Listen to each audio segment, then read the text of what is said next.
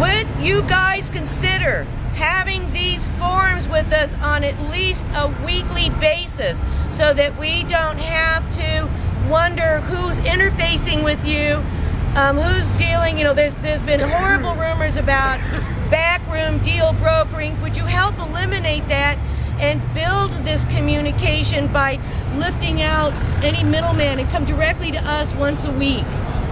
So the question is, would I and other elected officials come meet with the group on a regular basis once a week?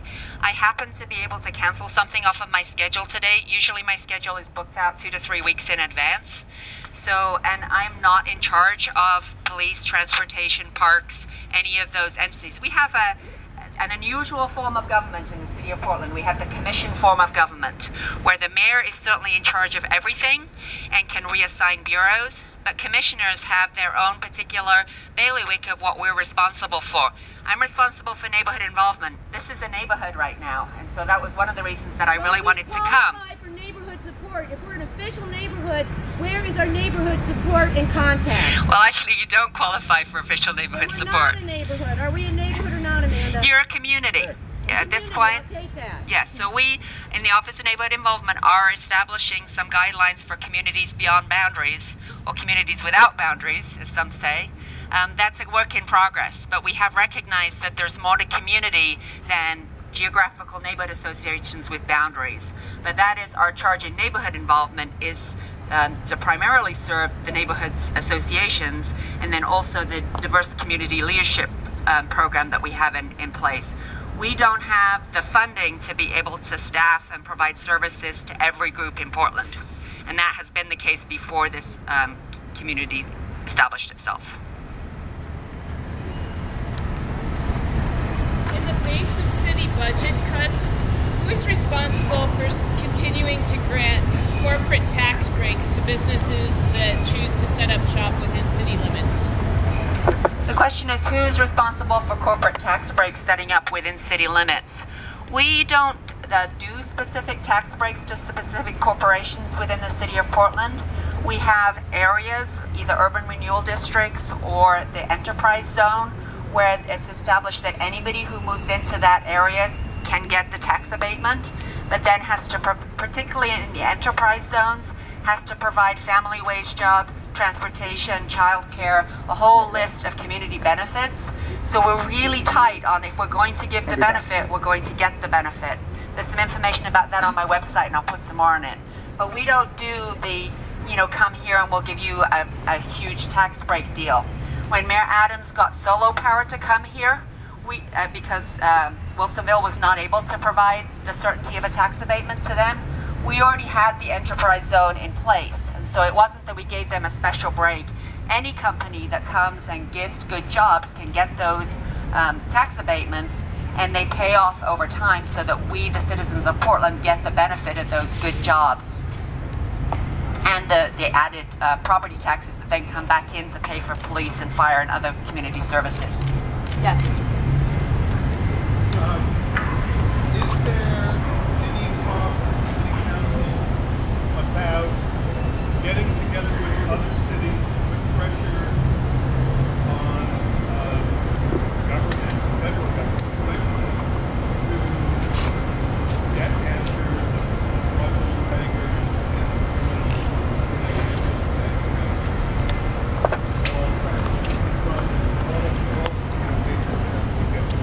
So the question is the city doing anything to get together with other cities to ask for changes in corporate structures and banking and such? Prosecute I know that them. Mayor Adams is in conversations with other mayors who have Occupy events happening in their cities. I think that's something that you could come to City Council to ask us to do. Because, this is a democracy in Portland. We often put things on the council agenda which are our suggestions for things that would make a difference. For instance, we put the citywide broadband plan. You mentioned broadband access. We initiated that, and we worked with the community to figure out how could we provide broadband to communities that don't have it. So that's an example of something that we did that certainly the community wanted, but it wasn't something that somebody came to council to ask for.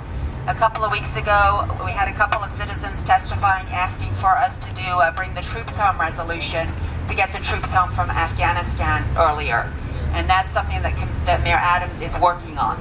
So I would suggest that if you can decide what asks you want and what positions that you want the city to take, you as citizens have the right to bring those directly to us. You also have the right to lobby those who are the decision makers in Washington, D.C. We did an ordinance in my first year on council in 2009, asking the federal government to change the rules so that communities can consider whether there are any health impacts from cellular facilities, wireless antennas, which is something that a lot of Portland neighborhoods are concerned about. We asked them to at least take a look at the studies that have been done in the last 10 years, and nothing has happened with that, even though we got a 5-0 vote with the council on the resolution, because our federal representatives heard that they haven't heard from citizens about that. So it's a partnership. Often I can pass something at the council level, but if the citizens don't directly lobby as well, then it doesn't happen. Similarly, if you're lobbying and the council hasn't taken a position, then things don't happen as well. We've got to work together in order to be able to make our voices heard from the Pacific Northwest all the way over to DC. Yes. First of all, I'd just like to say I'm really happy you're here to have this dialogue. I think, like you said, it's great. If you could partner with us, we can partner with you on specific issues that we can both help push. Maybe you can just outline specifically how we can do these. You said to get in touch with City Council about our issues.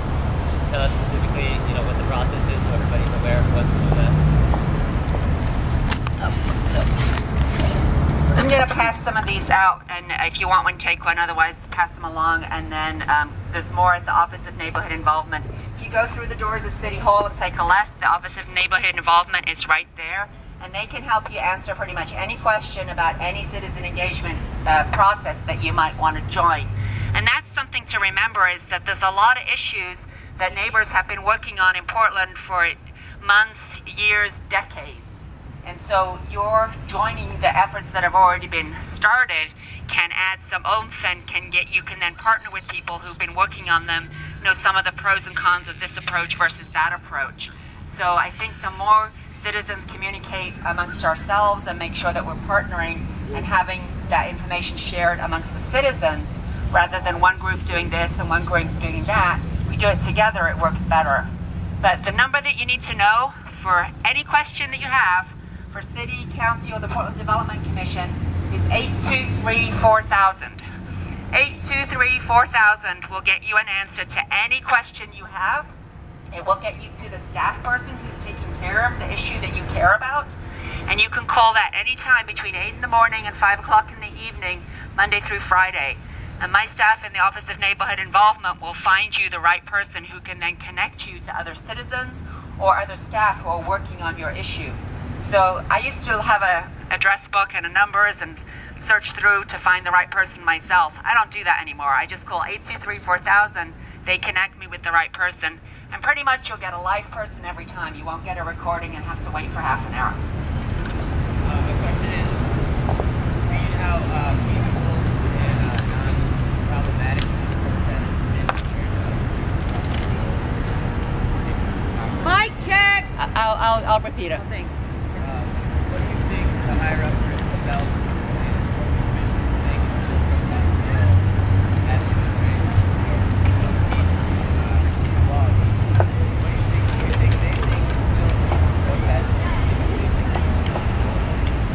So the question is, given that the Occupy Portland protest has been very peaceful, that haven't had the problems that have happened across the country and across the world, what do I think other people in Portland think about this, particularly other elected officials? Well, I think first of all, it's wonderful that we haven't had those problems, and that's what I would expect from the people of Portland. Because we are thoughtful people, we do care about each other. I was so touched when I heard that folks who had understood that Commissioner Fish is worried about the park land and reseeding the grass, that there's already a movement here to raise money so that the park can be reseeded later. That's beautiful. And that's an example of, you don't want to be impacting the taxpayers of Portland and the people of Portland. You're sending a message elsewhere. And so I really appreciate that. And I'll also say that there's 582,000 people in the city of Portland. There's probably that many different opinions about this particular occupation and what should be done about it. And believe me, I've been getting dozens of emails every day telling me some of those opinions. How do you feel personally about the occupation of these two lands?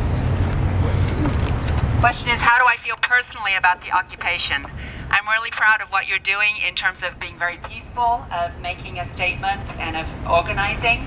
I hope that you do join in some of the other peaceful organizing groups that are already in progress, because like I said, there's people who've been working on some of these issues for decades who can certainly use some additional help and volunteering.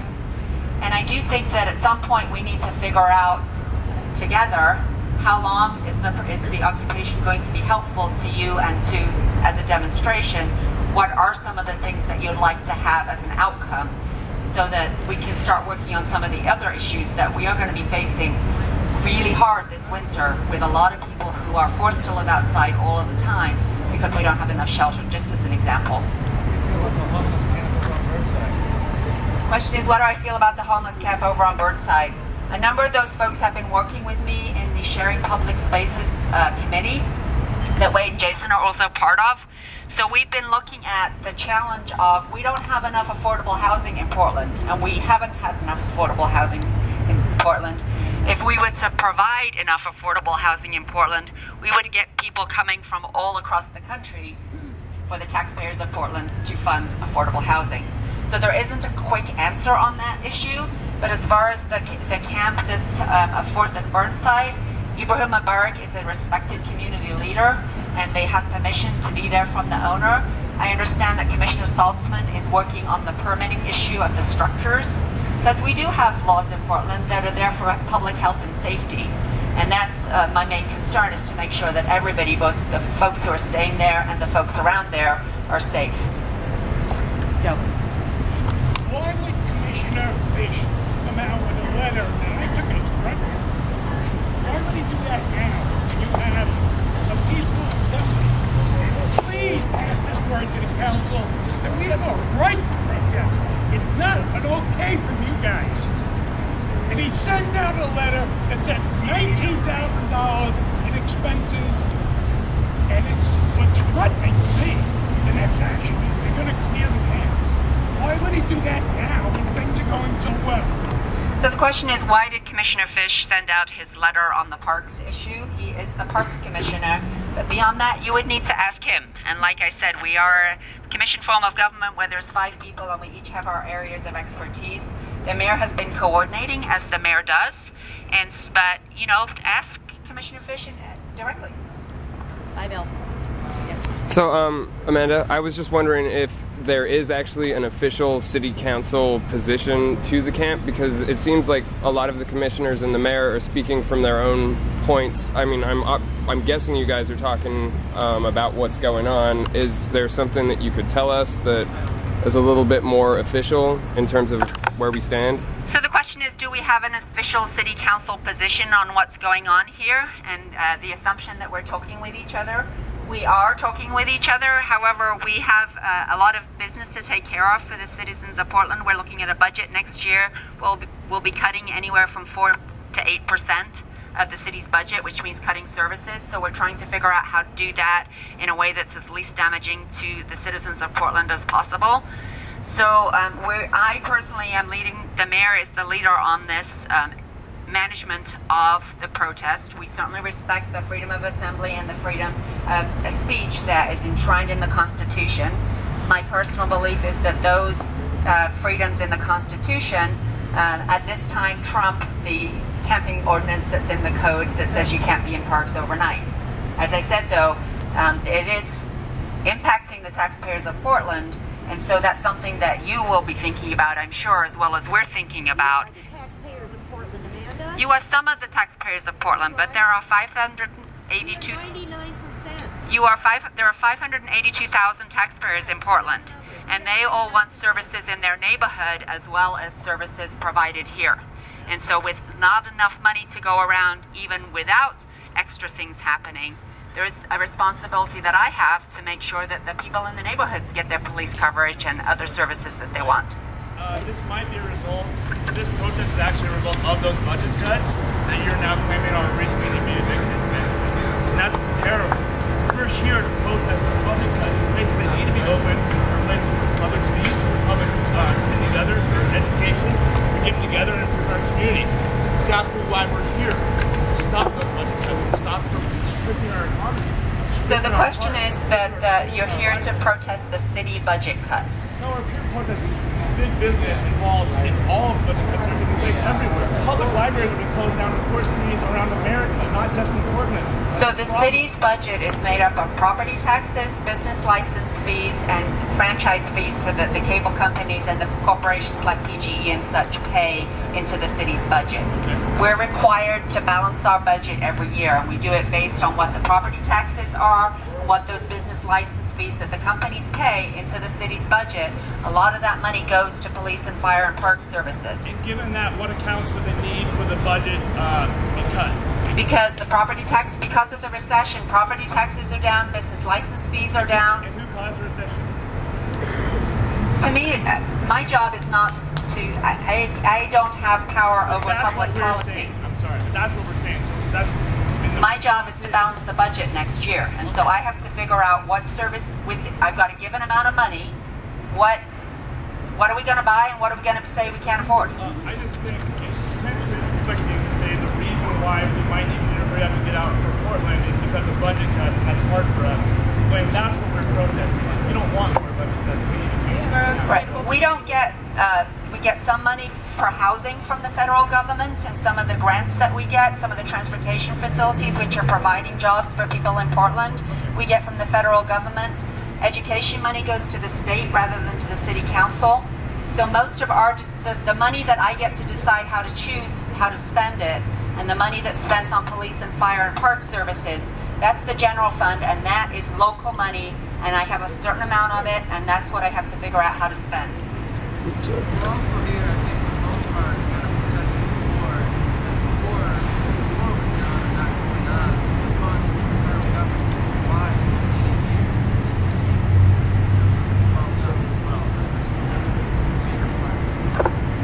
So the question comment was that we're here protesting the war, and that's a lot of the reason for the federal budget deficit. I agree. And I think that if you were to come, as that one of your requests for council, to ask us to pass a resolution, which you would come inside City Hall to support, and then support by contacting your federal delegation, that would be a good thing. We can work together on that. Just put your hand up if you haven't asked anything yet. Go ahead. Thank you. Hi. It's my understanding that City Council keeps records of all public commentary and feedback in regard to anything. Is this also your understanding? And this is a two-part question. Okay, two-part question. First part is, does council keep a record of all public comment? Anything that comes officially to us. If it's just something that's written on a blog that wasn't sent to me, then I don't. But anything, if you email me, call my office, come in and talk in person, all of that is documented. If you want to give your name, you can give your name. If you don't, you can give an anonymous comment on the telephone or in person. And yes, all of that is documented. Okay. Do you guys have all of your comment on Occupy Portland consolidated into one spot? And is that public commentary something that you're willing to share with the community? The question is, do we have all of our public commentary on Occupy Portland in one spot, and is that something we can share with the community? There is a spot, but it's a electronic filing system within the city of Portland. So you could make a public record request for all of that. I think there's some charges that involve in the staff time of compiling and providing that to you. But yes, it is public record, and there's ways to go around. I think you ask the council clerk or the city attorney's office. Is that something that you would be willing to help us with? I don't do that. That's the city attorney's office and the council clerk. I'm already working about 19-hour days, and I don't have the capacity to be running down public records requests, nor is that my area of expertise. There's particular legal requirements for what's provided to you, what's not provided to you, and I'm not the person who knows about that. Just raise your hand if you haven't had a turn. Go ahead. Aquino. I'm Robert Aquino. I'm sorry I got to the meeting late, and I hope this isn't a redundant question, but I was talking to some officers just about the tax burden, like are you off duty and the day off you overtime? And one of the guys who said that they've just been reassigned and it's no real particular load on the budget, where another cop I talked to said that, it's costing an enormous amount for all this. I wonder, I hope this isn't redundant, but I wonder if we could clarify that. The question is, are the police on overtime or are they just being reassigned? The police is Mayor Adams' bureau. I don't know the answer to that question. I do know that there's a finite number of police who are trained and authorized to be in the city of Portland. So if there's more here than this bureau in North Portland, East Portland, wherever, just because we're not making new cops. At least we're hoping to hire and to continue work with the police. But for right now, who we have is who we have. Thank you for your time. You're welcome.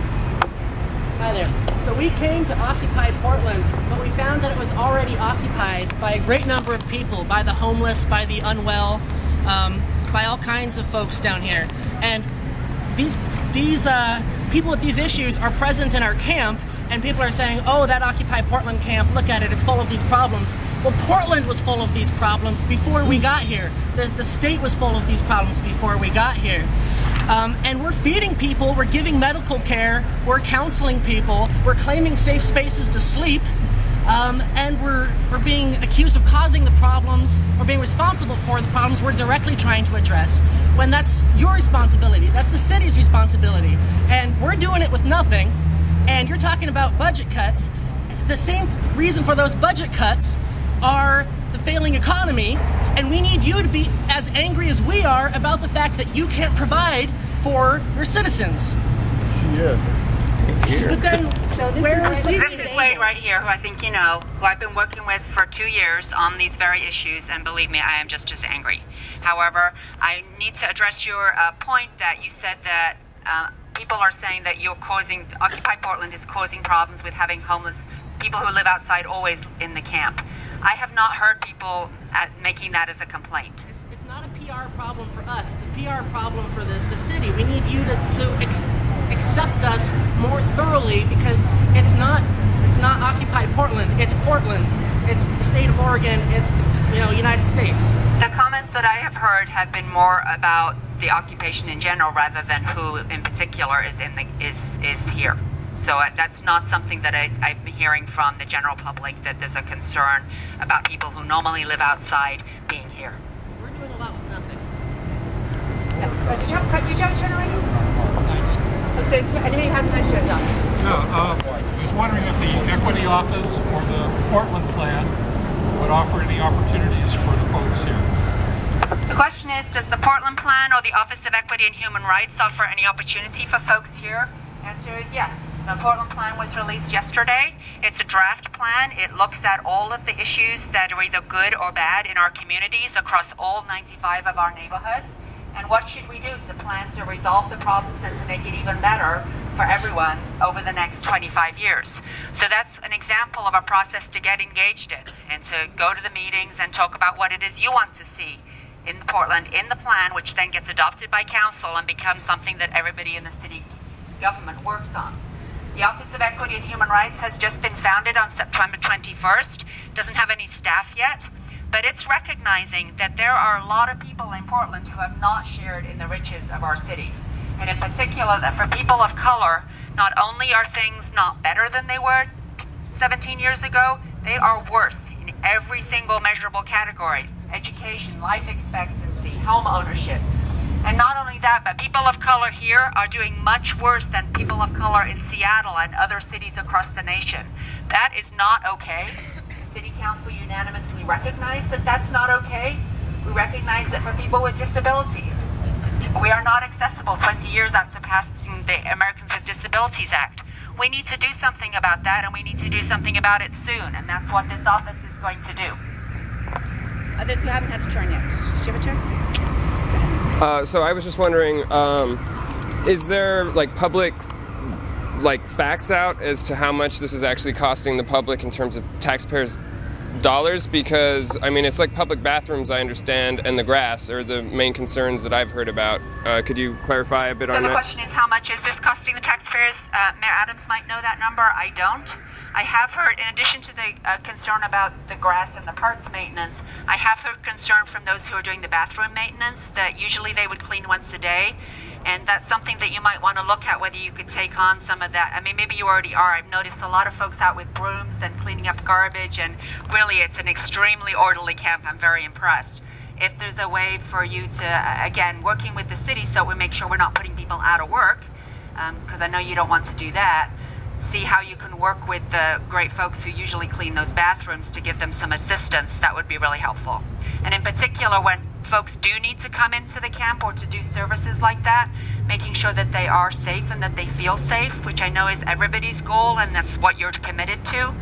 But some people are a little more intimidated by wading into a large group of people than I might be.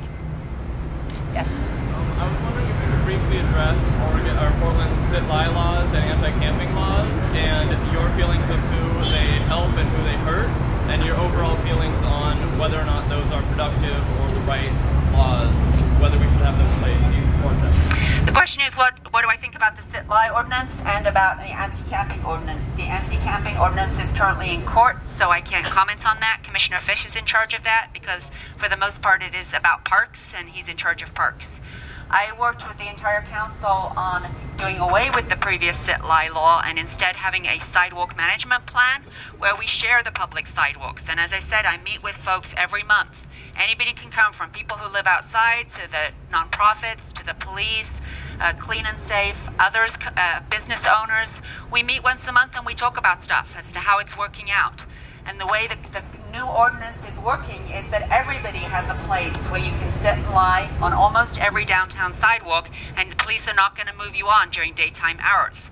But there's also a place where pedestrians and people with wheelchairs and strollers need to be able to get by, where you can't sit and lie. And then there's a place that's closer to the building so that people can get into their offices and go shopping and such. So it's a sharing sidewalks ordinance. And I think I'm hearing from all sides that it's working pretty darn well. The citations are way down from what they were in the previous ordinances.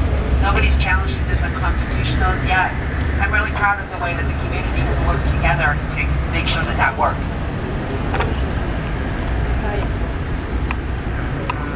Earlier you expressed your belief that currently the camping ordinance is by the right to protest. Suppose the worst happens in the future and the city decides to remove that camp. What would your be for how important as effective? That's a great question. The question is, how could Occupy Portland be as effective if the camp itself no longer exists? There are multiple opportunities for you to be engaged in civic processes in Portland where you can make a real difference, where raising your voice and giving suggestions and advocating and protesting in city council and other places and looking for solutions. I think we all are fed up with the recession. We're fed up with the things that we're seeing at the national and international level. We provide solutions. We in Portland are good at solving problems with very little money and also finding ways that we can help each other get jobs and survive in this horrible economy. So let's work together, and I don't see that the occupation of the park is a necessary part of your having a voice and your being a movement. You can do that. Number of people to be together at once, that's significant. There's a lot of gatherings where we would love to have 400 people involved and engaged and problem solving. When we did the discussion on what we should do about the sidewalks ordinance, we had 215 people at the First Unitarian Church. It was probably the best meeting I've attended in my entire life. So it's great to have more people involved and to be engaged in the discussions. This is a little bit, it seems to me like this thing is a little bit bigger than this city.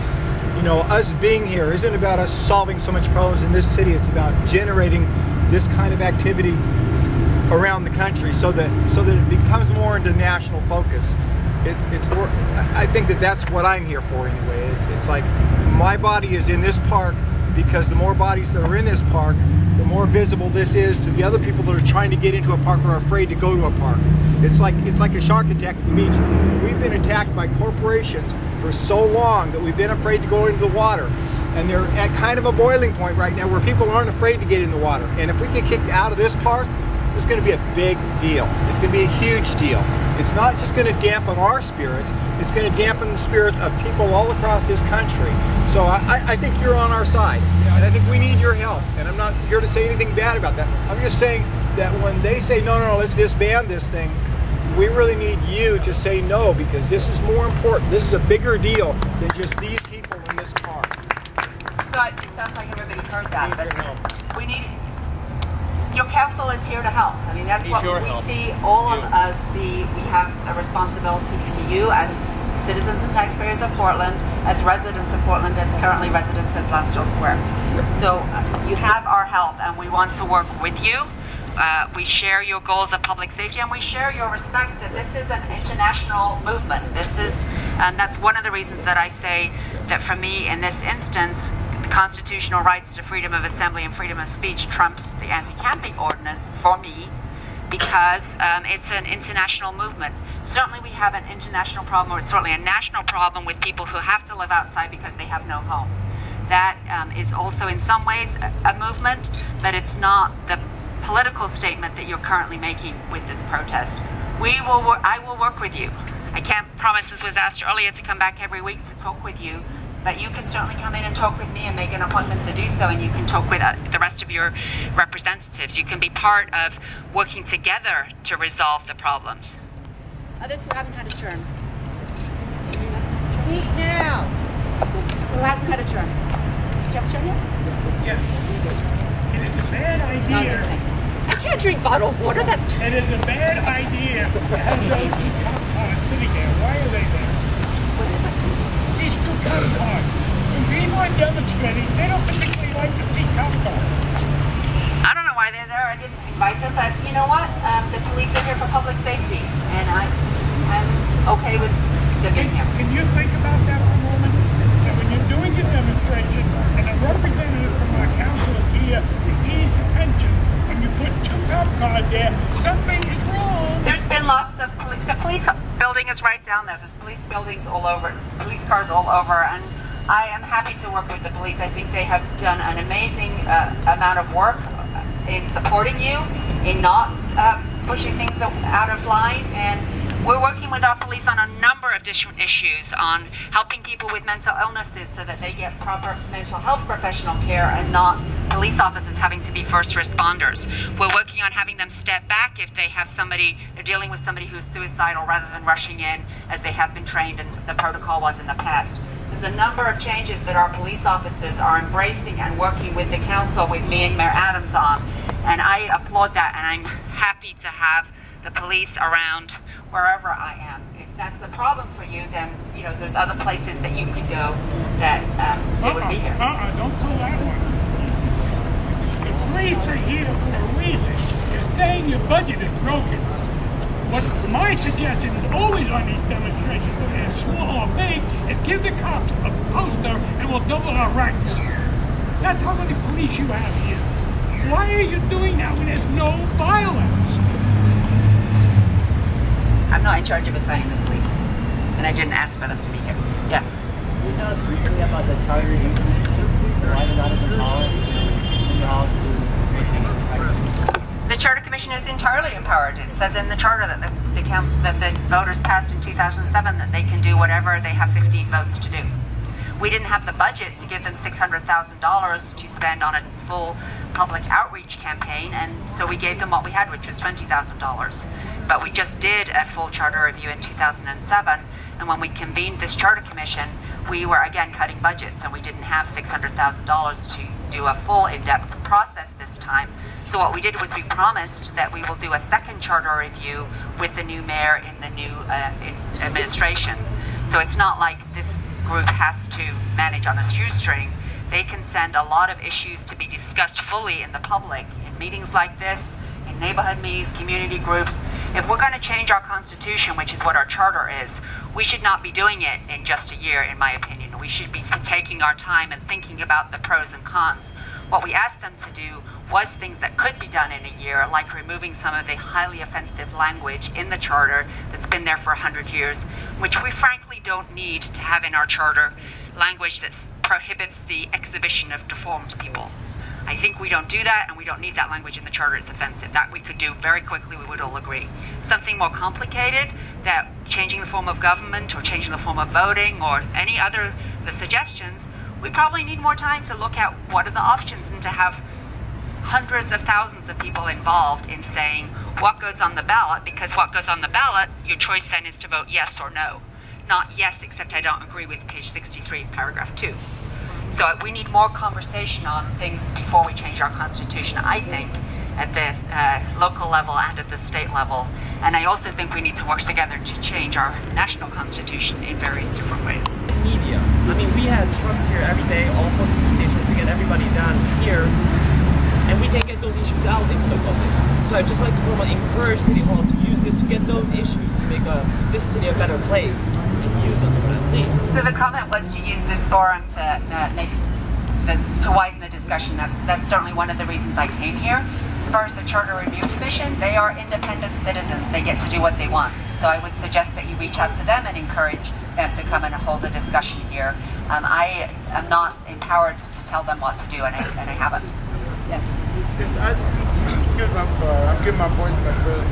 But I mean, I've been hearing about, and I understand about the grass complaint, you know, about people destroying the glass and all that. I've been in Portland for 2 months now. But where was the complaints when people was walking over homeless people on Burnside? It seems like you're more important about your grass rather than walking over people. What the city has failed to provide for the people, and what the state has failed, and what the government has, the people provide. And I don't hear nothing about, you know, you complain about the precious grass, what about the precious human beings that was on the ground on the cement? I just don't get that. So it sounds like everybody heard your comment. I'm glad you're getting your voice back. Thank you. Welcome to Portland. I'm glad you're here. We do care about people who live outside. We built the $50 million Bud Clark Commons that just opened up. There was no shelter. There's no shelter in the city. I'm sorry. The shelters will be opening on November 1st. Well, that's a good little start. What I'm saying is, I mean, I appreciate Portland. You do feed the people. I will say that. But it's just like someone coming, I'm a guest to your house, and it's cold outside, and you got room. But it's like, oh, well, we don't got room, but are you hungry? You can't just feed the problem and it'll go away. So that's true. I've heard from others who live outside that nobody goes hungry in Portland, and that's because people are good-hearted and work here. We in Portland cannot house everybody who is houseless in the United States. Give us jobs. Well, that's, I think, a problem across the spectrum, is that we don't have enough jobs. The work is there. It's just the people who's running it. So the work is there. I'm sorry, I still love Portland. I love Portland. Well, I mentioned I'm from England, and in England, some of the top tax rates are like 90%, and the average tax rate is 40%. In the United Kingdom, there are fewer people who live outside in the entire country than there are who live outside here, and that's because their society chooses to pay taxes to house people. Ours is different, and that's the way it is. We sometimes think of ourselves as the People's Republic of Portland, but we have freedom of traveling. We have interstate commerce regulations. We can't say we're going to provide housing to people who've been in Portland for X amount of time. So we simply do not have the resources to do that, nor is the city government responsible for creating jobs. That's something that we need to work with our private partners and with the community on, and to respect that we're never going to have the level of tax paying here that would create enough public sector jobs to provide the kinds of jobs that we shorted after the Great Recession. So instead you give tickets out to homeless people that's sleeping to cover that? It's an ongoing issue, and it's a challenge. I agree. My heart bleeds for the folks who live outside, and we've been working extremely hard to provide more services, more shelter, more permanent supportive housing, and more services to people who live outside to help with job training, with counseling, with medications and support, so that people can be successful. Yes. Amanda, thank you so very much for your service, your kind service. These people, let's give her a round of applause right here and now. Thank you, Commissioner Amanda. But these people have been strapped ongoingly. And I have over 30 million constituents nationwide right now. My name is Roland Dirk Menard III. I'm the founder of the Moderation Affiliation, and I have allocated my initial expenditures, $30 billion nationwide, for exactly that, for homeless here in the United States of America. We're in a process. Question. Thank you for your point. Did you take my card? Thank you, Commander. That's why I'm growing right here now. You guys all off the street. Various city groups. You're roundhouse. When's the next meeting for the city commissioners? Next meeting for the question is, thank you for coming in. I appreciate your thanks, and thank you for inviting me. I really appreciate your friendliness and your good questions. This is part of civic engagement for me, and that's why I love serving on your city council, and I want to keep doing it. So thank you. The question specifically is, when is the next city council meeting? It's tomorrow morning. It starts at 9:30 on the second floor of the city council chambers, and the agenda is published every Friday afternoon. So I mentioned that you can sign up to come in and give 3 minutes of testimony. You have to do that by Thursday before. So if you want to do that, go see the council clerk and sign up for next Wednesday. You can't do it tomorrow. I don't know if there are citizens already signed up, but we take people first come, first served. So if you want to sign up under citizen testimony, that's a way to do it. Something else I want to mention is that we're having a legislative forum coming up in November, where citizens are invited to come and talk about what should be our priorities to ask the state legislature to address in the short session that they'll be having in February and March. So if you want to be involved in directing your city council on these are the things that we should be lobbying for the most in our state legislature, that's available. That legislative forum also talks about what should our national priorities be. So there's currently an opportunity for you to be engaged and give your opinion on what should our priorities be to ask our federal delegation. I have a quick question. I support the movement, and I'm not staying here, unfortunately, but I've been donating time and supplies and such. I came down on Saturday for the march with my children, and the porta potties right across the street here had the red tape across them and a sign says home. I come back today, walking down the street it's just coming out at you. I watch people in the occupation going in and out of the bathrooms cleaning. I say thank you twice to them because they're doing a wonderful job. The city, however, is letting these things sit here. As a tax-paying person and as just a general citizen, I just called the porta potty company and asked, when are you planning to come and pick these up? It's rather disgusting. She asked if I was with the union who is in charge of it, and I said, no, I'm not. I'm just a concerned citizen. This is now a health issue. We have people taking care of the actual bathrooms. Those who are using them are taking care of them. But who is in charge? Who is the union that's in charge of making sure these things are taken care of and not just sitting here? And is this some sort of punitive situation because of the people? The question is, who's supposed to take care of the porta potties? And my answer is, I don't know. That's something that you could call 823-4000 and somebody will find you the answer to that question. Thank you. You had a turn left. Okay, I've got... I swear to God, the people over there. I was just wondering, like, you came down here to talk to us and to inform people that they could come to City Hall tomorrow and participate in the process. I still feel like it hasn't been made clear exactly what the City Council's position is vis-a-vis the camp over here, and it would be good for people to know so that they know where they're coming from and what angle they're approaching things on. Could you please clarify? The question again is, what is the City Council's position on Occupy Portland? The answer is we do not have a position. So if you're looking for some clarity in terms of the Council's position, we have not had a public hearing. We don't make decisions behind the scenes. We can only meet 2 of us at a time. So we have conversations one-on-one. But if there's 3 of us together, that makes it a public meeting. The public's entitled to be there. So if we were to have a position on Occupy Portland, we would have a public hearing and we would advertise it to the whole city and everybody could come down and give us their advice. I think the way that we're working with it right now, where each commissioner is taking their piece of the management, the mayor with police and transportation, Commissioner Fish with parks, we'll find out who the bathroom's supposed to be, that piece with the porta potties, which I think is different from the standing bathrooms, and myself with public engagement and public communication. That's a lot of how our commission form of government works, and so there's a lot of things that we don't necessarily have a full council position on. Other questions from anybody who hasn't Are there any other questions? I can take just a couple of others. I'm going to be teaching a class for PSU in a couple of minutes, so I do have to go, but I'll be happy to take a couple more questions. The Parks Department has communicated that the final authority or the final decision about how porta potties will be maintained at the Occupy Portland camp is up to the mayor's office. And what I would like to know is from you as a member of City Council, will you support us in maintaining these bathroom facilities for our encampment? So the question is, or the comment is that the Parks Department has said it's the mayor's office who's doing the porta potties. So the final say on the porta potties. Who has the final say on the porta potties? And the question was, would I intervene in that? And the answer is, it seems to me there's already one too many commissioner involved in that decision. No, my question was, will you as a council member support us in our efforts to maintain the porta potties and bathroom facilities at the Occupy Portland camp? The question is, would I support your efforts to maintain the porta potties and the bathrooms at the camp? It goes back to something I said earlier as to what's your part in helping to maintain that, and where is the extra money coming from. The folks who are cleaning the bathrooms, whether they're the union or the folks on contract, they are paid a certain amount to do a certain amount of cleaning, and they're not just responsible for these bathrooms. So then the question is, where is the money coming from to pay for additional services, or perhaps, and is there something that campers can do to provide some services yourselves?